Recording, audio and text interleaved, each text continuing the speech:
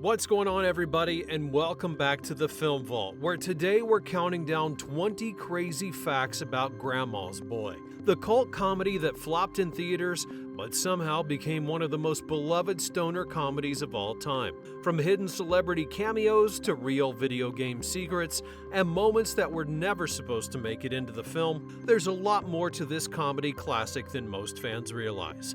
So sit back and let's get into it. Number 20. For years, Alan Covert had worked as a supporting actor, writer, and producer in iconic films like Happy Gilmore and The Wedding Singer. You might remember him as Otto, the quirky homeless caddy, or Sammy, the lovable band member. But Grandma's Boy changed everything for Covert. The movie, which he co-wrote and produced, gave him his first and only lead role. Critics joked that Adam Sandler's usual stand-in had been bumped up to the star of the show, while the boss took a step back this time. The idea for Grandma's Boy came partly from his own experience of moving in with his grandmother while helping to care for his dad after surgery. While Sandler didn't act in the film, his role as executive producer through his Happy Madison Productions was key to making the project happen. He and Covert teamed up with comedian Nick Swardson, who co-wrote the script, and gave himself a part in the movie. Stop hitting me! This is like if Tyson fought an infant. Number 19. Jonah Hill shows up in the movie as Barry, one of Alex's co-workers at the video game studio. Back then, he was not yet famous and only had a couple small roles under his belt. He made his film debut in I Heart Huckabees in 2004 and had a tiny part in The 40-Year-Old Virgin, but in this movie he plays an awkward, nerdy video game tester working alongside Alex.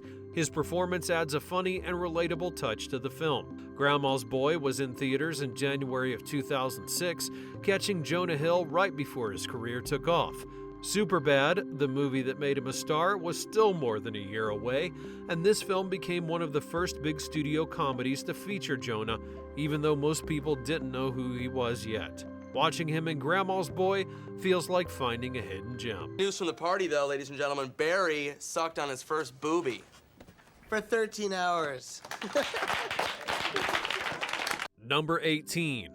Alex's big secret was actually a real video game in development for the Xbox 360. Majesco Entertainment had planned to publish Demonic, and the game showed a lot of promise, but unfortunately before the film hit theaters, Majesco faced serious financial issues which led to its cancellation. This sudden stop left fans with only rumors, but you can still see bits of the game today.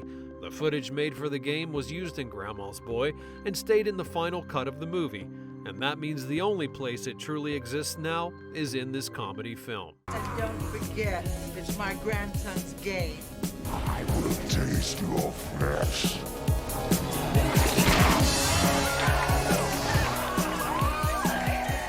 Number 17. The grandmother in the movie is Doris Roberts, who is a true TV legend. She became famous for playing Marie Barone, the nosy and hilarious mom on Everybody Loves Raymond. That role earned her 4 Emmy Awards and made her one of the most celebrated sitcom stars of her time.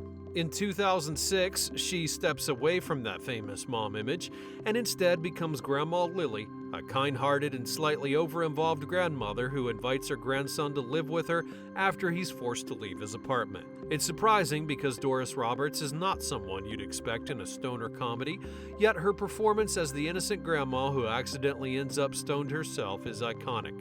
Casting someone with her level of talent brings a unique and warm energy to the film. Oh, I died on the floor, and nobody helped me. Number 16. During the eviction scene, an unexpected moment changes the film. The actor began improvising off camera, joking between takes. Adam Sandler, who was visiting the set, said, "You're a hooker," and told him to shout it. The delivery made everyone burst into laughter, and it was so funny they kept it in the film. For the rest of the shoot, whenever Sandler was on set, the crew would shout the line back at him. The laughter and energy that moment created became a running gag amongst the team. We're not hookers. We're massage therapists. I would massage your cock for money. There's a word for that. I think it's hooker. You're a hooker! Number 15. In the famous pot smoking scene, Peter Dante, who played the weed dealer named Dante, was originally given fake herbal weed for the bong hit scenes, but he wasn't impressed with it. He wanted the scene to feel real, so he decided to bring his own. During retakes, instead of pretending, he took genuine hits, making the haze that you see on screen completely authentic. What happened next was what nobody expected. According to Nick Swardson, who was also a writer and actor on the movie, the real hits were so strong, Dante started feeling strange. At one point, he even said that he couldn't feel his legs and announced that he needed to go to the hospital. Number 14. Shirley Jones plays Grace, one of the wild roommates in the film, and if her name sounds familiar, it's because she's a legendary actress who was the beloved singing mother on The Partridge Family. But Grace is nothing like her usual wholesome roles. Instead, she's bold, flirtatious, and completely unexpected. It's hard to believe, but this racy, hash-smoking roommate was played by a woman who wants to find family-friendly TV. If that wasn't shocking enough, she's also an Oscar winner. In 1960, she won the Academy Award for Best Supporting Actress for her iconic role in Elmer Gantry. She played a vengeful prostitute, a dramatic performance that stunned everyone, and watching her as Grace in Grandma's Boy feels like a full-circle moment where the legendary actress delivers yet another role that no one saw coming. I once gave Charlie Chaplin a hand job. No way. Was he silent? Number 13. The third roommate, B, may seem spacey, but the actress who plays her has a resume that's anything but ordinary. Shirley Knight was twice nominated for Best Supporting Actress and earned acclaim for her roles in The Dark at the Top of the Stairs and Sweet Bird of Youth. Beyond the Oscars, she's also a Tony winner and collected multiple Emmy Awards in her impressive career. With such a decorated background, it's hard not to wonder how she ended up in this unexpected role. Together, the three actresses bring legacy to the screen. They hold one Academy Award win with 2 more nominations, a Tony Award, and a collection of Emmys. A mountain of talent packed into one scene-stealing grandma trio. And yet all of the accolades are hilariously put to work in a happy Madison comedy. Number 12. The movie made about $3 million its opening weekend and finished at just $6.6 million worldwide during its entire run. It might sound decent, but for a big comedy, it was considered a huge flop. The movie had a budget of $5 million, so it barely made a profit, and many thought that it would be forgotten after such a poor showing. But what happened next would be totally unexpected and made the film legendary. When Grandma's Boy was released on DVD, people began buying it like crazy, and it became a massive hit. It earned over $35 million in DVD sales in the US alone, much higher than its theater earnings. And if you add in rentals and international sales, some reports say it was closer to $100 million. People love the wild comedy so much that it became one of the most stolen DVDs in blockbuster history because people refused to return it. Number 11. Rob Schneider is hidden in plain sight, but you might miss him if you're not paying attention. He plays Yuri, the tough Eastern European landlord with a thick accent. He's the one who sets everything in motion by evicting the main characters, and you wouldn't even know it's him if you don't look closely. His appearance is like a secret treat for fans of Adam Sandler's comedy crew, and he doesn't even get his name in the credits. Alex, how are you? I'm good. Well, for the last 6 months, you not pay me rent. So now, I no longer let you stay here, okay? All right, my friends, pack up everything, put on truck, okay? David Spade makes a sneaky appearance as Shiloh, a quirky waiter at a vegan restaurant. His role is small but loaded with the kind of humor you would expect. Dressed up just enough to stay under the radar, Spade's cameo is another hidden gem in the film, and both of their roles are like Easter eggs that only the most dedicated fans will spot. Stupid fucking idiot, red-shirted ass. Number 10. The car that Alex drives in the movie isn't just a beat-up junker because of his character. During production, they ran out of money when it came time to give him a car, and instead of planning a perfect vehicle for him, they bought the cheapest, most broken-down thing they could find. It was falling apart and looked like it barely worked, but somehow fit perfectly into the story. On screen, it feels like a joke about Alex's messy life, but behind the scenes, it was a smart way to save money. What makes it even better is how fans love it. The old ragged car has become a funny piece of trivia about the film, and it fits right into the kind of self-aware humor that Happy Madison movies are good at. It's easy to imagine Alex cruising around in the car totally unbothered as he perfectly vibes with his gamer life. Number 9. The screenplay for the film was written by Alan Covert, Nick Swardson, and Barry Wernick. What's even more crazy is that Swardson also played Jeff, the overgrown kid who still lives with his parents and sleeps in a bed shaped like a car. His character brings a mixture of awkwardness and absurdity that fits perfectly into the story.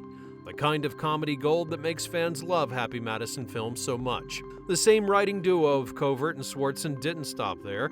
3 months later, they hit theaters again with The Benchwarmers. Both movies have earned a cult following over time, with fans reciting lines and referencing scenes from the films even years later. Number 8. The posters in the movie show something called Gay Robot, which may seem like a small joke at first, but it's connected to something bigger. Gay Robot first began as a sketch on Adam Sandler's 2004 comedy album Shh Don't Tell, and Swardson was the voice behind the character. That simple sketch turned into more than anyone expected. It became such a hit that Swardson worked on making it real. It even almost had its own show on Comedy Central, with both animated and live-action versions being developed. Sadly, the pilot never aired, but the character still left its mark. Posters in the movie are like a hidden Easter egg paying tribute to the quirky creation. Fans who know the backstory smile when they spot the nod to this wild idea. Number 7. The movie goes all in on real gaming culture, making sure that true fans notice the details. Early in the film, there's a statue of Naked Snake from Metal Gear Solid 3 Snake Eater. It's an actual promo statue from the game. It's huge and shows up in JP's office and even at his home. It's one of those things you can't miss if you know your video game history. JP's office doors are also styled just like the ones from Doom. The writing pulls from gaming culture as much as the set design.